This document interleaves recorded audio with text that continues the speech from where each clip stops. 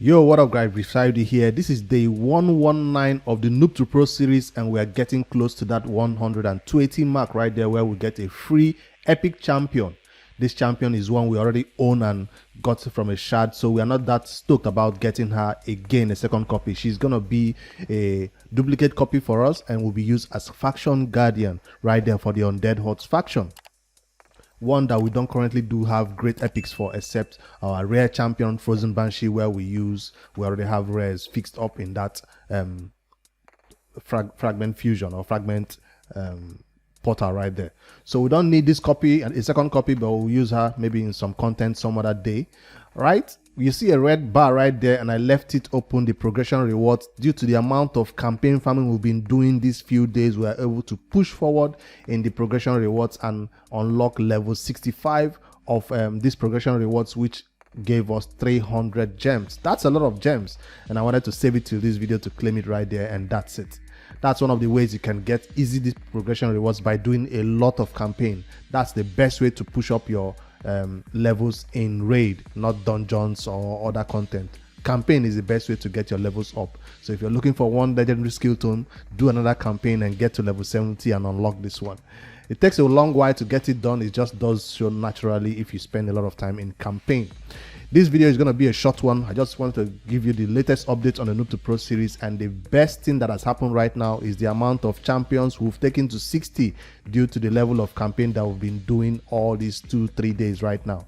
The first one, I'll let you know that we took well, we already know Cold Heart and Royal Guard at level 60, but right now I do have 3 more 5-star chicken ready to go, and the next champion I'll take to 60 is either Enox or Maranix. Maranix can be at 50 and get gear on her and start doing a decreased defense role for us in our teams, and replace Tyrell in most dungeon content.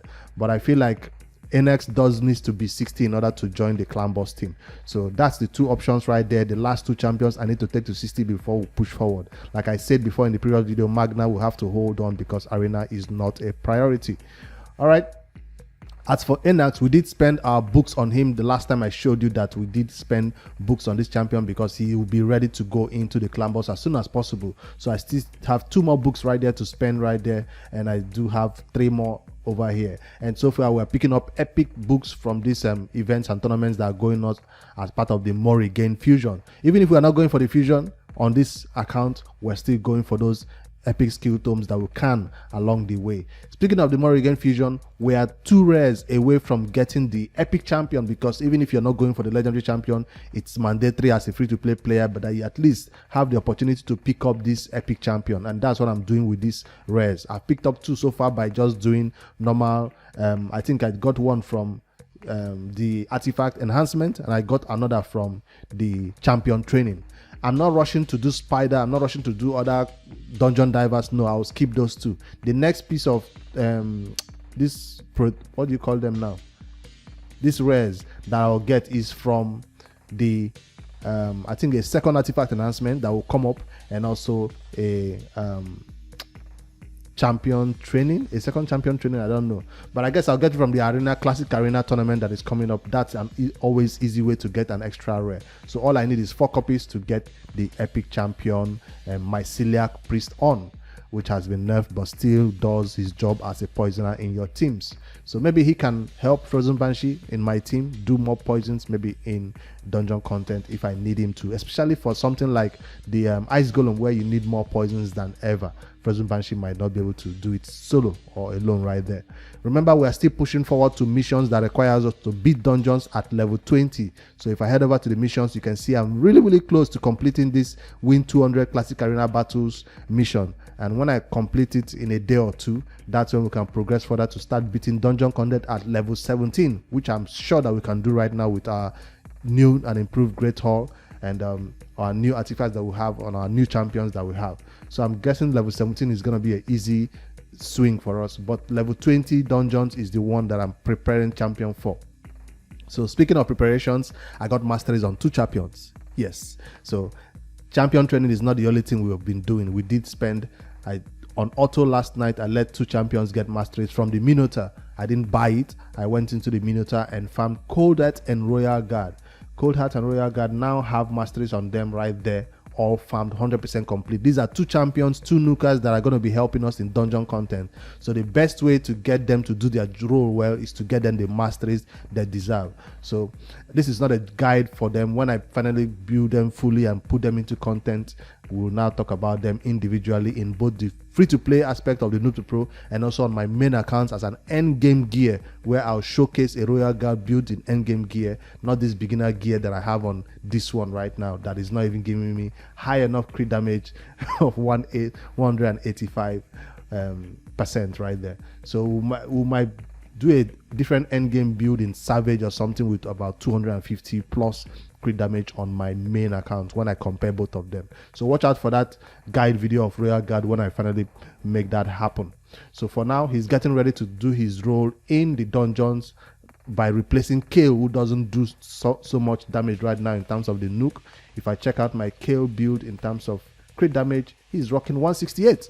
So my Royal Guard already has more crit damage than Kale, and even without crit damage, he does have better base stats as in terms of nuking ability because of that enemy max HP hit that he does compared to Kale, who is just built only for campaign right now. So he'll be replacing Kale, so he's getting ready right there. Him and Coldat. As for Coldat, the Spider is what we build this champion for, and the Fire Knight, so she'll be helping us in that type of content also. I do not have Savage set, that's why I see me using mixed set on these champions, and yeah, she's still looking like a champion who is going to be at about 200 crit damage, and I did give her the mastery that had extra 20% crit damage to her, while I use the one that ignores defense on Royal Guard.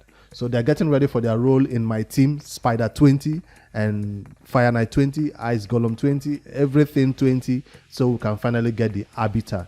I do have champions that can keep my team alive. I just need Nukers, Decree Defense champion, and others who can, support them and, make the job done. So that's what we are aiming for. And so far, I'm glad that I was able to get masteries on these 2 champions. The next champion that I might be getting masteries for is Enax, because he does need it to do his job on the clan boss. So once I get more level 60 on him, because I can't put him to get masteries right now while he's 50. I want him to be 60, then he goes into the Mino. By the time his masteries is done, he should be at level 40 or even close to level 60. So that's the way I run it. Maybe I'll run him together with Maranix, but she doesn't need masteries. For the content I'm going to be using her in, she might need mastery for the Hydra though, because she's going to be the person that will help us do the Hydra. Because speaking of the Hydra, we'll still not be able to break that 1.6 million minimum damage to get the first chest on the Hydra. We're still chilling about 1.5, 1.4 whenever the Hydra resets. It's kind of annoying. So I'm looking forward to these new champions, especially my new build on Royal Guard can definitely get me that damage I need to get me way above the 1.6 million damage requirement for Hydra first chest, so we can start getting at least those beginner level what do you call it now, mortal soul stones that we need to summon more stuff right there in this soul summon stuff. All right, that's the biggest update that is coming in right now in the Noob To Pro. New champions at 60, new champions getting to masteries, and then 2 more champions to take to 60, and we are out of the campaign again and back to pushing real content. Now, if I head over to the arena, we did manage to finish in gold 4.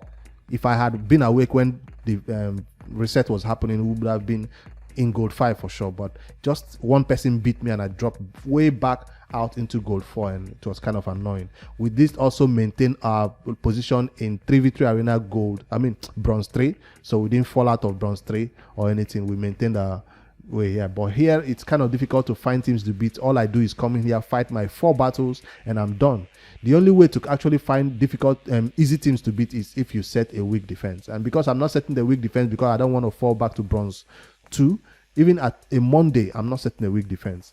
But if you do set a weak defense, you can be able to get more gold bars and buy more bazaar energy and ancient shards and all that. But I'm only focused on Drexstar fragments, and I do currently have way more than I need to buy Drexstar fragment for 2 days. That's why I'm not setting a weak defense to fall out of bronze 3. So hopefully by next week, with these new champions we have in our teams, maybe we can push forward to bronze 4. So if I do hit the refresh right there, you will not find 1-man defenses to beat at all. It's kind of difficult to see them. Let's see. Everybody has a full defense except this one. And this one, the first team is going to be annoying one to deal with, and I can't even take them down. So that's where our position in tag team, we maintain gold 3. And as for 1v1 arena, we're still fighting easy teams, and I'll push all my way to gold 5 right there. I'm doing this because we're going to be pushing dungeon content soon when these champions are leveled up, so I need that boost right there. And I also need to upgrade my great hall. Yes, the more stats I put in defense, the longer my team can survive in the clan boss. So that's why I'm putting all my great hall bonuses right there. You can see 404 gems obtained so far after CVC just ended. So the last time we did spend our 1,200 gold medals that we obtained during CVC, and so I've obtained another 400 right there, which is nice. So all by fighting easy teams like this single man defenses, which is always nice to see. All right, champion training has motivated us to farm so much, and if you head over to the champion training that is about to end, you'll find that I did manage to push extremely hard without doing what you're supposed to do in champion training. Now remember, I'm not going for Morrigan fusion, but when I looked at the champion training, the first set of rewards did not look like something that is enticing to me. The second set of rewards did not also look something that is good for me to obtain. So this basically did not make me want to do champion training at all. So what I did, I take a level 3 star. I don't put any brews or chicken into them. I just use them as food. Even a 5-star, when I took one champion to 6-star ascension or 6-star level, I did not put any food into my 5-star chickens. I did not spend brews on them. Normally, I'm supposed to put some brews into them before you use them as food, right? But because I didn't want to push points in this champion training, because the rewards did not seem like they are nice at all. None of these rewards are useful. Not even 100 energy is worth me using all those champions as chicken or putting brews on them. So that's how I was able to get so much 5-star chicken done so fast, because I did not waste brews on getting them a little bit of levels before I used them. But we still managed to get to a closer ending. I don't think we can get up to 14,000 by the time, 14,000 by the time this how many hours is left? 16 hours. I don't think it's going to be possible. Even if we are using gems, this is not possible. The only way this is possible is if I begin to use brews on those chickens before I use them as food. So, but I'm not doing that. I'm focusing on getting more 6-stars than trying to get champion training points right now. That's what I'm focused on. But that's what do you call it? That's 12,000 epic skill tome right there. Yes, we're gonna get it. I'm sure of that one. After this 13,400 immortal soul stone, it's not worth pushing for, because you might go summon it in the portal and get a total red trash. So that point is not worth pushing for. But on my main account, where I have all the resources to do that, yes, I'm going hard on these two, and I'll get that legendary skill tome. Speaking of legendary skill tome, if we head back into the portal, you see that the last champion we were spending our books on in terms of the skill tomes was this Maranix that is about to join our teams as decreased defense champion everywhere, including the Hydra and Doom Tower content, right? We did spend books on her. All our skills are almost booked, so the next CVC that comes up, we'll be spending those 3 legendary skill tomes that we currently have on her.